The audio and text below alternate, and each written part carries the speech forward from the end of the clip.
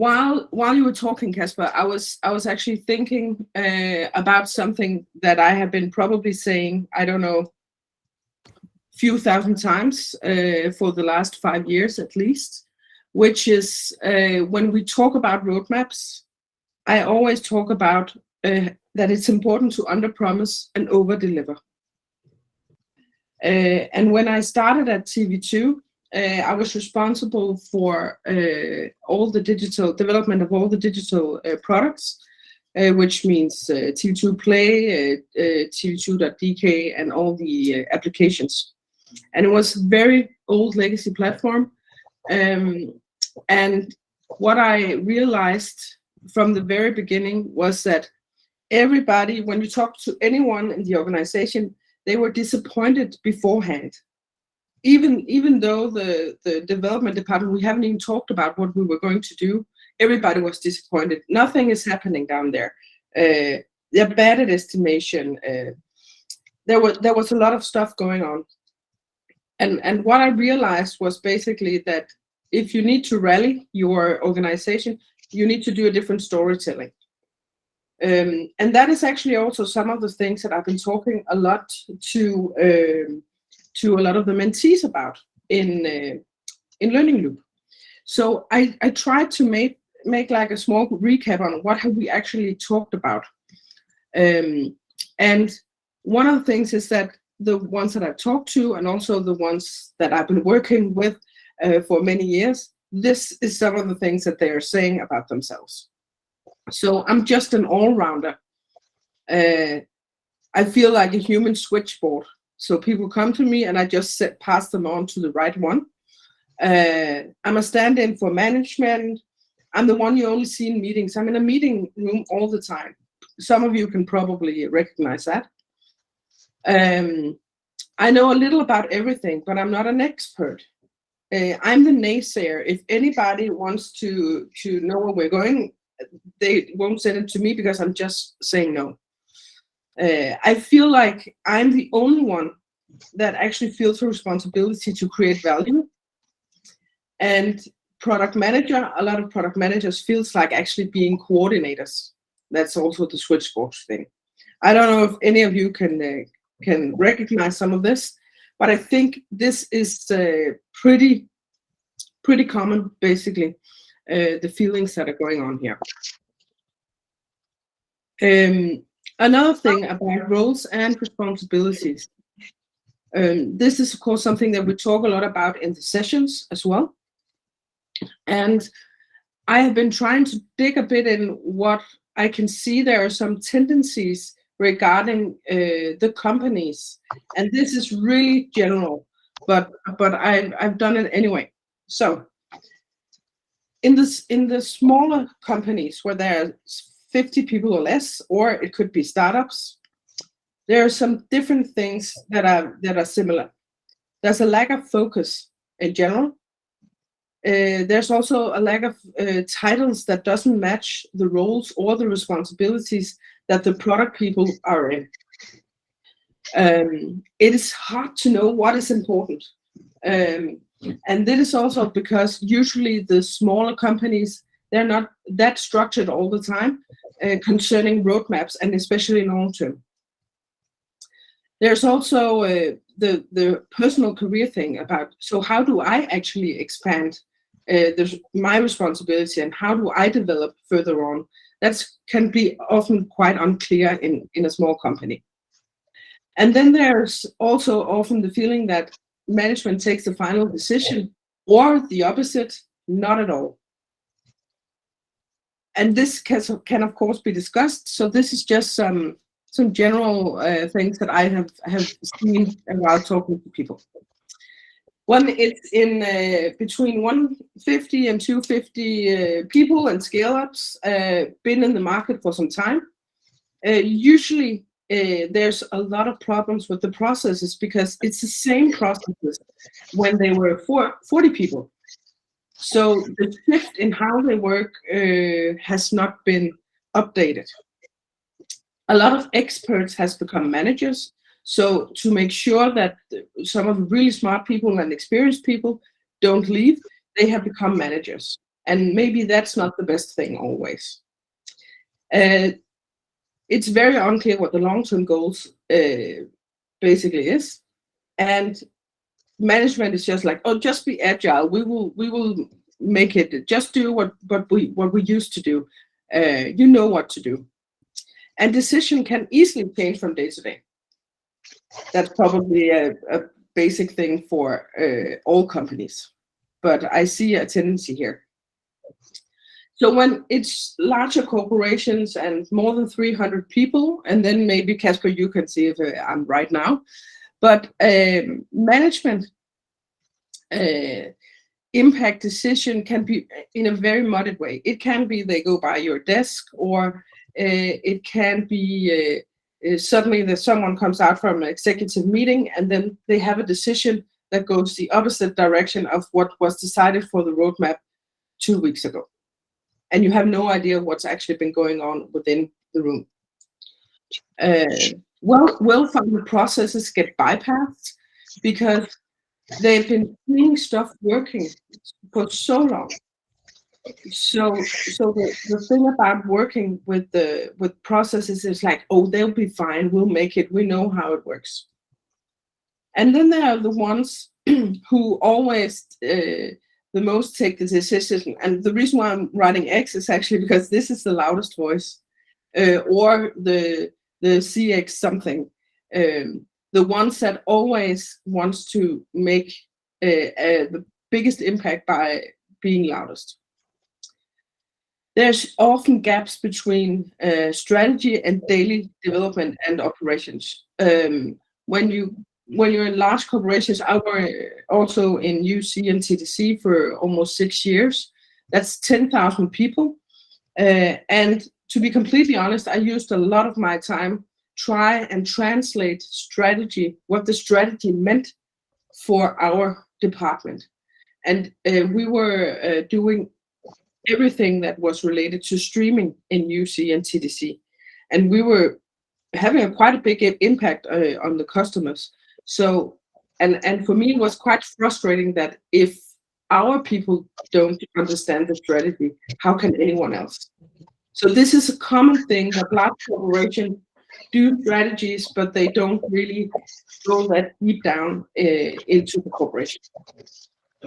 And then across countries and decentralized, this is more like,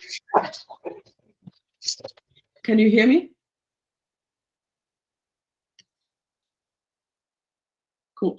I just want to make sure.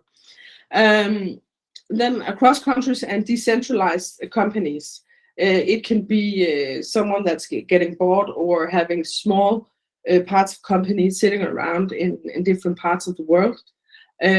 Strategic alignment can differ a lot, and it can mean a lot of frustration for people in general. Titles and roles may be very different, so even though both are product owners, it can be completely different what they're actually doing in their everyday life. Focus on new development is something that is articulated very, very clearly often, but legacy is ignored. It's not something that we talk about, it's just something to get fixed. Market drivers makes it very difficult to prioritize across countries. And of course it does, because usually the systems doesn't work the same way. The markets are not the same maturity, and so on. What you can also probably do with all these is that you can put them into one big pile, and you can put them into a bowl, and when we can take one up at each time, and then you can raise your hand if you notice it. And if it's part of your daily work, or you've been trying to work in these conditions. But I think it's quite normal.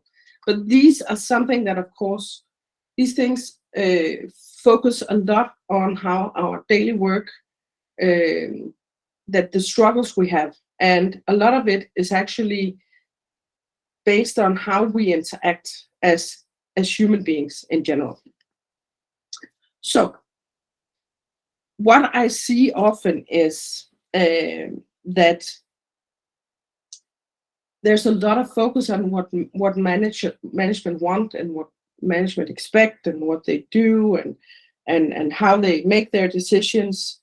And I just try to like take a few things. What do I think the mission of management is? So now it's general, right? Of course, they want to create a great workspace. They want to make money. They want to be successful. They want to build outstanding products. They want to develop themselves. They want to learn, to have purpose. And I'm quite sure that's the same thing for product people. So the reason why I did this is also, I know I'm chunking it up a lot and I generalize, but we have a lot of focus on in our daily lives what makes us different, instead of actually speaking to the parts where we agree. And that's the same thing with everyone else in your company. Maybe everyone else are not set to set the right direction, but as product people, we usually have a feeling of wanting to set a direction and wanting to get people on board and go ahead. But it's just to say we can focus a lot on what makes us different and what's where we disagree, and that is what we do when we talk about prioritization. But there are actually more tricky ways to go, and I have used it a lot, to be completely honest. I just have to say I have a master's in NLP as well, and I'm reading on my psychotherapist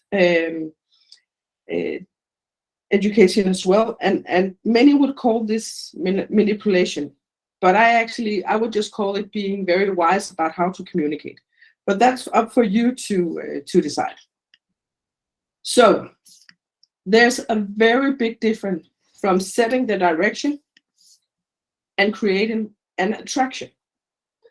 And the difference here is that creating a direction is something that's motivated and driven by external forces. So you as a product manager, you go out and you create a direction and you get people to go with you.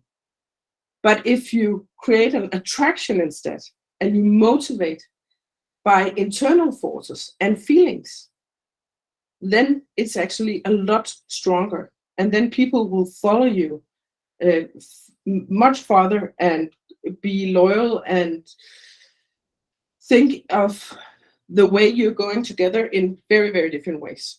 So it's just to say that direction is one thing, making an attraction, making to want people to jump on board, this is completely different. So just a little about the brain here. Every second, around 80 million thoughts or impulses go through our brain. If we are very awake and it's not past 8 in the evening, we are maybe conscious about 30 to 40 of them. So what we want to do is that if we want to rally our people behind what we're doing and we want to do something together, our positive thoughts are so much stronger than negative thoughts. And I know this is so easy to say, but I just want you to remember it, that this is actually a very, very important tool when we talk about discussing roadmaps, discussing about how we take decisions, discuss in general how the processes are in an organization, what we want to achieve. And this is also why when you communicate, focus on questions that are formulated where people can only say yes, then it's easier to agree. So it's just to say, if I, for example, say to all of you, can we agree that it would be really, really nice if we earned $10,000 each more every month? That is an obvious yes question for everyone.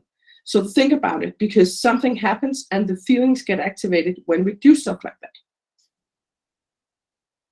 So there are 3 things, and I chose 3 things that I think will help you when you align priorities and when you use your roadmap very actively. 1, you need to map your reality. When I have some of the mentor sessions, I ask a lot of questions. You can ask Karen here on this call. I ask a lot of questions about how does your everyday life look? what is your reality, who is taking the decisions, and so on. And this is actually interesting to do as well in a company where you've been for maybe 3 years. You can easily do it. But the thing is that we do a lot of stuff that is actually unconscious. We don't really think about it. There are people that we have really good chemistry with, and there are some that where the chemistry could be better. But when you map it, you have a better overview of what is actually going on. And this is what can actually help you take decisions in a different way. So you can make a value chain for decisions. So usually a decision starts with an idea and goes on a roadmap somehow. That is what everyone wishes, that gets a good idea. This is just examples. But what you can do when you actually map this, you might go through different kinds of stakeholders. So who is actually involved when there's the data insights and the UXs? There are probably a UXer that you would like to do stuff with, and for some things, and another for other things. Why is that? So you can map it in any way you want. But the thing is, all this, we can have these different processes, but you all know that this is basically how the road looks. And if you look down in the bottom, when there's a presentation for management, I've drawn a small atom bomb, because everything can happen when it's getting presented for management. So what I did when I started at TV2, I did it at Clio as well, and I actually did it also at UC, was that I made meeting forums where it was mandatory for people to show up. That was including managers, my managers as well. And what I basically said was, the ones who shows up is the one that makes the decisions. So if you're not there, you're not part of the decision. And that is, of course, a gamble, but it worked. So what happened was that the first 5 weeks, at TV2, I remember there's like 40 people in a room every week for the demos and the talk about the roadmap. That was how it looked for 6 weeks. Then it slowly faded out until it was actually the 12 people across the organization that was actually working hands-on with some of the things that showed up. But the thing was that we actually, so when you talk about public roadmaps, for example, Karen, this is not a public roadmap, it's a public involvement inside your company internally to say, we got nothing to hide. Everybody can show up and they can affect the decisions. But we decide for our roadmaps and whatever we do, because what we put on our roadmaps affects the customers and it costs us money. So we decide on data. So, for example, there was someone from the management group that came with an idea. And she did it in a forum where there were a lot of people. And it sounded basically like this. So when I'm at home sitting with my iPad and I want to see a show, something like this is happening. I would prefer if it was something like this instead. And the thing is that you need to be open and positive and a yes person to actually grab it, because she's interested. The manager is interested, and she's not there to actually ruin the whole process about user testing and stuff like that. She's interested in doing a better customer experience. But this is her way. She thinks that her personal opinion is actually a good thing to air that. So what we did was, when something like that happened, we made very, very sure that when we were user testing, we took them and then we put them into a big pile, and all our user testing was completely open. And I always said that I really want all your opinions and your stories, but you have to remember that this is a one-person user test. In Danish, I call it one person Gallup, and we can't use that. If we do that, then we have 5 million people in Denmark that can basically do that, and it would be too expensive for us to do it. So this was my way of handling the top management when they came with ideas. Another thing you can do is that you can look to the circle of influence, and this is very, very simple. You have some kind of decision, or there's something that irritates you. Where does this decision actually being taken? You can make a whole lot more rings here, but a really good example was that at TDC there was a huge change in the whole area, so they had to remove, I think it was 100 parking spaces or something, and we had a morning meeting, and there was like a revolution, and there were, my department was around 100 people, and everybody was angry, and I didn't understand what was going on. And of course it was regarding they couldn't find a parking spot. And this went on for weeks. So at one of our morning meetings where everybody was really angry once more, I drew this and I said, so I would really, really like to help, but can we place this problem with the parking? Because for me, it's difficult that we keep talking about it if we don't have any influence on the decision anyway. We use a lot of time on it in this department, but do we actually have any impact? So this is a way of actually stopping what you're discussing. It's a way of actually going into saying, can we actually do something about it? If we can't, maybe we shouldn't use any time of it. I can make a small recommendation that it's very interesting to make this when you're talking about influencing what your boss does and what your boss's boss do and stuff like that. It's also interesting to do it with your spouse. So how much effect can you actually do when it's your spouse or your family or your friends? So next time you get irritated, try and do one of these. Second, choose your frameworks wisely. And this is just to say, this was where I was actually just about to make a lot of different frameworks that I actually used. But what I have to say is that we need to accept that management will always want a deadline. They will always wish for something to launch. So you need to figure out how to communicate that. And when we talk about legacy, it's difficult because they don't want to hear about it. But what I've figured out was actually that the dependency board was a very, very concrete way of actually showing management why legacy was difficult and how it actually, we struggled with it. So it's just the dependency was very effective for me. So it's just to say you need to figure out what we're actually working with.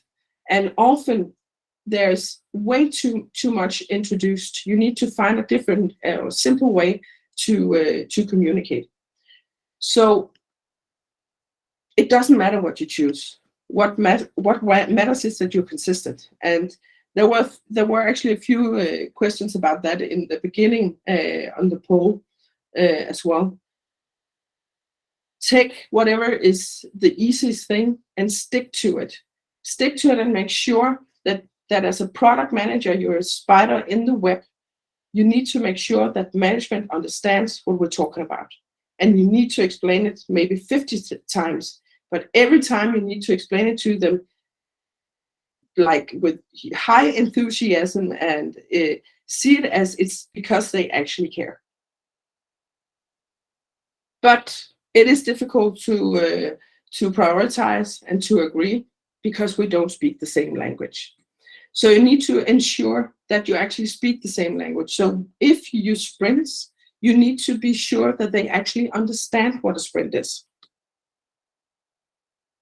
And back to the brain, use the positive things. And when you have meetings, don't be afraid of use 2 extra minutes saying, making sure, is it clear what we're talking about? Is everybody with me? So is everybody with me? This is quite important. Look at people. Do they smile? Are they attentive? Do they look like someone that wants to kill themselves? Because either they don't agree or they don't understand what is going on. So it's really, really important that you look at them and figure out that maybe there's someone that you need to talk to afterwards. Casper mentioned it as well. If you have a marketing profile and you have an engineer, probably there's different ways of them to jump on the idea, but it can be done. It can be done, but you need to be patient and you need to be positive. So then there's the agreement on the roadmap. Do a confidence vote. Ask again. Make sure that you're all aligned. And here's this very important for me to say: being aligned is not the same as being that we're all agreeing. So it's important that the impact of the roadmap, that people understand that. So this is probably not a big surprise for any of you, but Casper mentioned it as well. The 3 steps that we always need to be ready to answer as product people is that why we want to do this. What are we doing precisely? And I have to say, this is where we jump into solutions on how we do it. And I see this very, very often, that management are talking about, we want this and we want this for this reason. And then they just hope that somebody from product or engineering take it from here and then figure out how. But it's the what that is actually very, very important when we're talking about being precise here. And that is why it's important to choose your language, because are we just doing an MVP, or is the idea that they're having huge, maybe we should start with 10% of it? This is where the language comes in. And this is where you should focus a lot of your energy. And not the least very important, sorry, my puppy is now waking up. Who will help you? How do you make sure that you're on the right track? How do you make sure that everybody in engineering is actually feeling supported and protected by you? How do you make sure that the marketing backs you up when you do the road mapping? And I can say, just for last, when I started at TV2 and we talked about the under promise, over deliver, I realized, of course, that the way they did the estimates was very different from team to team. I was there for 3.5 years, and there were 40 people when I started, and we were more than 100 when I stopped. We shifted every single part of all the Play platform and applications and infrastructure, except for the subscription. I signed the contract before I left, but I didn't implement it. But what I figured out was that they underestimated the legacy heavily. So I said, from now on, we deduct hours from the legacy before we even talk about what we're doing. So let's say we have 100 perfect hours in a month. Then we take 30 of those. 30 hours of those are always legacy, and we don't talk to management about it. They don't care. They just want to make sure it works. After that, we have 70 hours left. Because we're so bad at doing estimates, let's deduct 50% of those. So you can estimate, well, 35 hours, perfect hours a month. That is what you can do when you're trying to do the roadmap. And as you can probably imagine, people were very, very frustrated and angry. But what happened was that within 6 months, we actually were on the mark of our roadmap. We learned a lot. We had the time to actually do our legacy, and we could do it like that. We were over delivering. So something that management had heard about for many years, suddenly it was gone because we just did it while we did the other stuff. But when I communicated and we made the storytelling, and I had luckily a lot of really, really good product managers to help here, the storytelling about all the things that we achieved with the 35 hours was really, really what we focused on. So if you change the spotlight to the positive things and talk about the customer impact on that, you can actually rally your organization and especially your engineering teams, because they get some calmness to actually deal with all the legacy. That was it. And I will unsharing. I will stop it at once so I can actually see you guys. Awesome. Thank you so much. I feel like I wanted to listen for 30 minutes more. Awesome, great. So there's a lot of good tips, and I could see myself wanting to apply them all, but it's also quite hard to master, I guess. So my first question here is like, which one of all these tips would you think are the most impactful? Like, which one would you focus on mastering the first? The thing about always formulating your read my puppy. I'm just putting her down. Always focusing on being positive and making people to say yes. Making sure that people come aboard. Think a lot about your storytelling, because it's basically just about doing stuff a bit differently. Because we're product people, we're so good at focusing on what's the problem, instead of saying, wow, there's so many solutions. Because we know there's a problem. That's why we're doing it. So I would say, for me personally, when I started to use the psychology behind it instead, I could see a big difference in how people reacted and how they gathered around the roadmap. I got resumes from other meetings in other departments where they explained our roadmap to the department in marketing, and I was like, what? There was no one from product or development there. So I think that would be the one. Think yes all the time, getting them to follow you. What do you think is more important, like rallying people around your vision and your roadmap, or doing product right, like doing outcome over output, and all those things that we tell ourselves that this is the right way to do it? Which one would you rather focus on? Well, there's no outcome without output. This a bit like Casper said.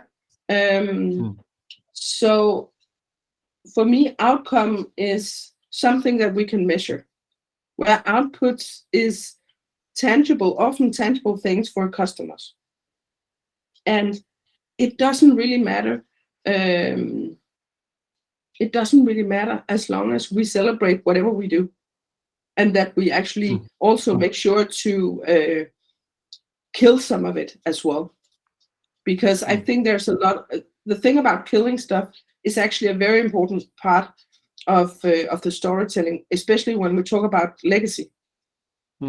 Because that's also always been my way of talking about, is saying, but the reason why we have legacy, so much legacy, is because we don't kill the stuff that doesn't work. So this is also why we do user testing. So that's a good way of explaining it. But I maybe it's stupid, but I really think a lot about my mother when I try to explain these things to top management or other departments, because we can make it all sound really bad or difficult, but we can also make it easy and make them feel that they can.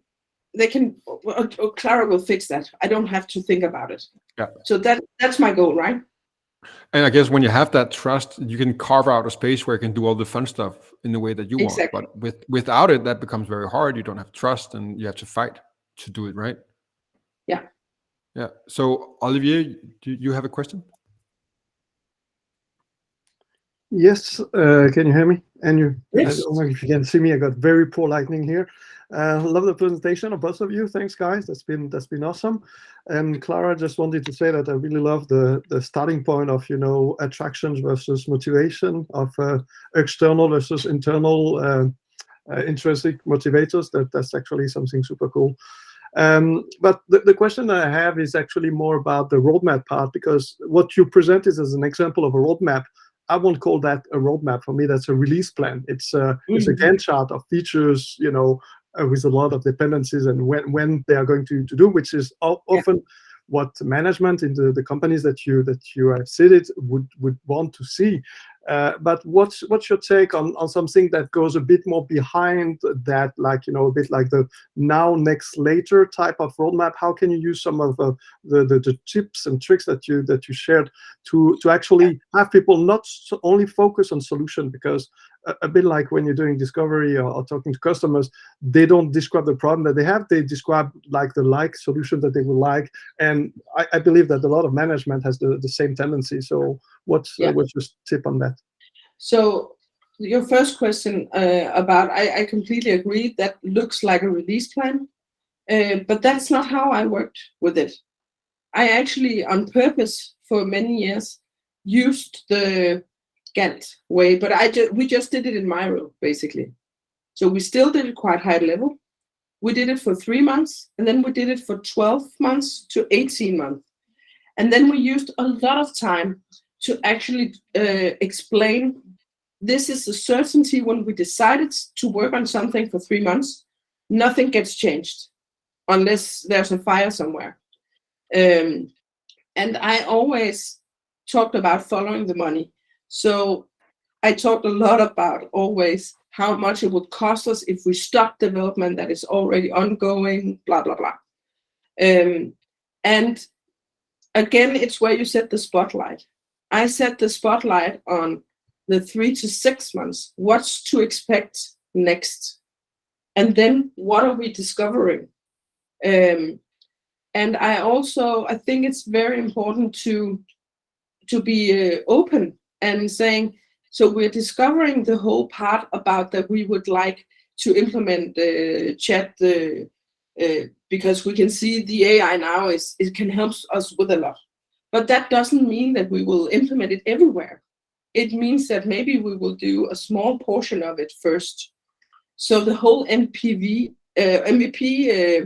thought, I used a lot of time on that, especially saying, but then we don't use that much money. We try it out, we see how it goes. And if it's really as cool as we think it is, then we can do it full blown. So I used money a lot when I talked, because that's resources. And I was very transparent about all the user tests and our NPS scores and stuff like that, to make sure that to tell them we are monitoring the things we do and if it works. And if it doesn't work, we remove it. And then we celebrate that as well. So every time we killed something, it was also every time the engineering teams, they wanted to buy something new. Oh, there's a cool tool somewhere. I said, you can buy it if you remove 2 others. And that is basically how we ended up getting legacy down quite quickly as well. He said, you can buy everything you want if you remove 2 things. So it's difficult. It's also depending on what kind of management you have. Is there already trust, or is it difficult? If the trust is lacking a bit, it can be difficult just to go ahead. Was it an answer enough? Perfect. Thanks a lot. All right. Any other questions?